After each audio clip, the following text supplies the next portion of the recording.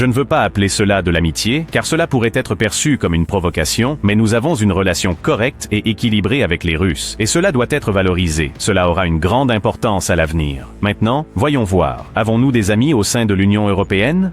Eh bien, c'est une question un peu plus délicate. Pourtant, nous avons...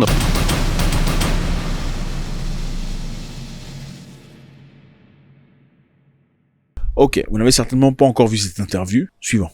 La condition préalable est que Miskolc puisse offrir tout cela à sa jeunesse. Surtout qu'il ne soit pas emmené en Ukraine comme soldat, car on veut les y envoyer comme soldats, puisqu'ils sont toujours enrôlés en Ukraine. Le parti TISA et la coalition démocratique appartiennent aux plus grands partis bellicistes européens à Bruxelles. Et là-bas, ils ne parlent que de guerre.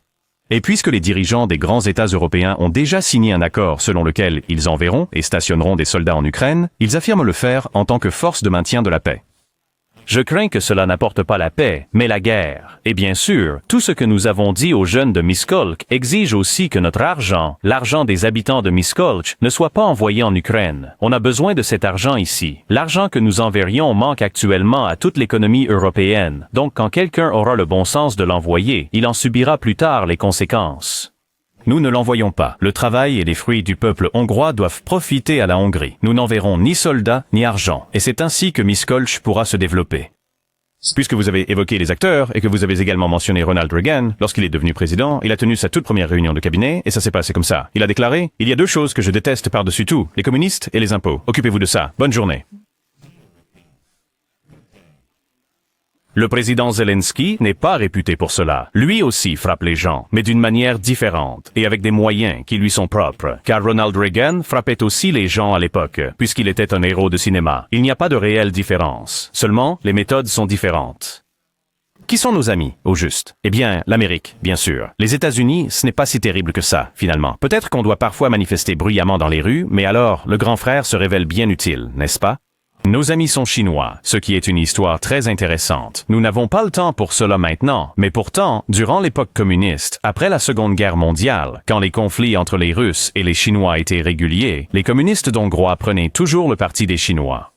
Même lorsqu'il y avait des différends frontaliers entre les deux pays, et je ne parle pas de nous et de la Chine, ce n'est pas pertinent de nos jours, mais entre la Chine et la Russie, à cette époque, les Hongrois ont toujours été réservés et ont penché du côté des Chinois. Il existe une coopération de longue date qui remonte à la période de la Seconde Guerre mondiale, que j'essaie de cultiver afin qu'elle devienne non seulement une haie, mais aussi un grand arbre.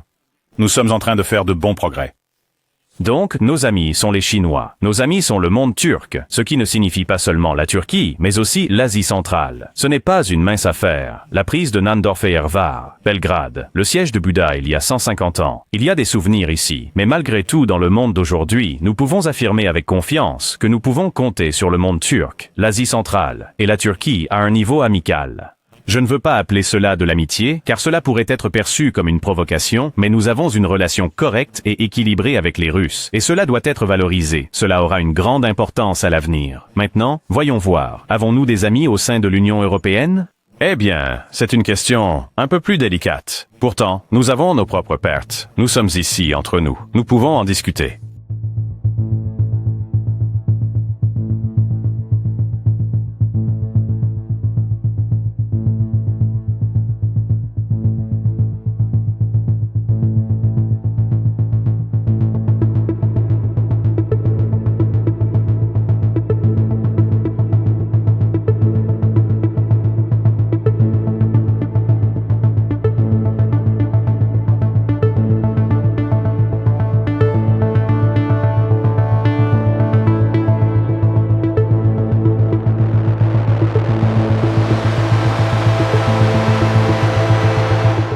Je considère que le faible niveau des relations germano-hongroises est une perte. Il y a ici 4 conditions essentielles qui sont des prérequis pour tout grand objectif futur. Premièrement, nous devons absolument rester en dehors de la guerre. Peut-être y aura-t-il encore une occasion d'en discuter, mais croyez-moi, c'est un danger quotidien et permanent. Le fait est que la Hongrie est actuellement forcée et entraînée dans une guerre. Ce n'est pas une simple possibilité théorique.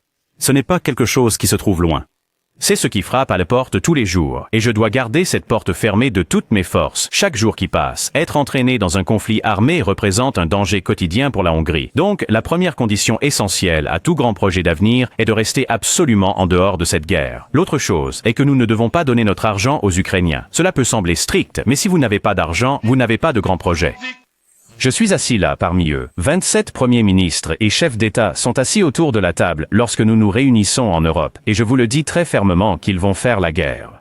Ces réunions ne sont plus des discussions politiques. Ces derniers temps, elles sont devenues des conseils de guerre, où des pays bien plus grands que le nôtre, allemands, français et autres, parlent de la façon dont nous allons gagner, de la façon dont nous allons vaincre les Russes, de la façon dont nous allons les forcer à payer des réparations, de la façon dont nous allons les obliger à rembourser l'argent que nous donnons actuellement aux Ukrainiens.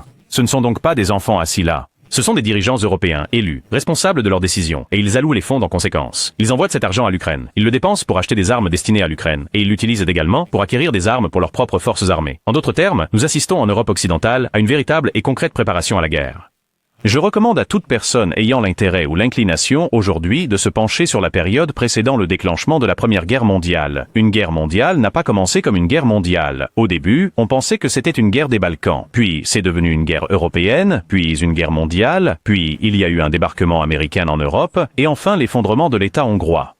C'est ainsi que nous en sommes arrivés à cette situation. Donc la guerre est très proche, et elle frappe à nos portes. Surtout parce que le théâtre physique de ce conflit n'est pas dans un pays voisin éloigné, mais bien juste à côté de chez nous. Les Européens ont déjà donné, et j'ai consulté les derniers chiffres, 193 milliards d'euros.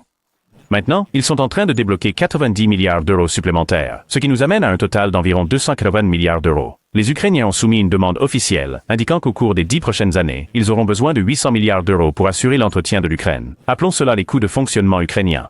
Ceci n'inclut pas les questions d'armement ou de sécurité. Ce sera un point distinct. Les Américains s'en sont retirés. Là-bas, c'est l'argent qui commande. Ils ont calculé ce dont ils avaient besoin, ont récupéré ce qui comptait pour eux, et ils sont financièrement à l'abri. Les Européens, quant à eux, peuvent dépenser leur argent dans une guerre s'ils le désirent.